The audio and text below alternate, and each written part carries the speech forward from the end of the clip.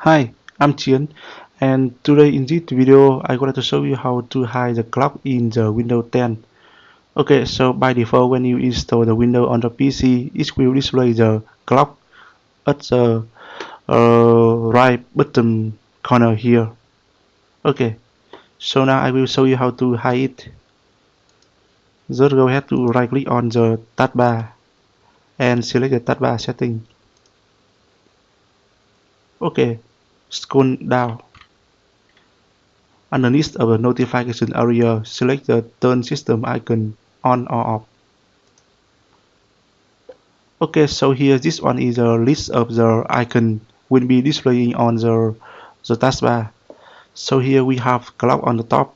It is stated on, and now you go ahead to switch it to the off.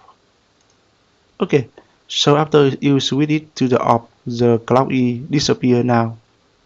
Okay, you can do the same thing for another option to display the another icon on the taskbar here. Okay, so I hope this video will helpful for you, and let me know if you see any issue. Bye bye and see you later.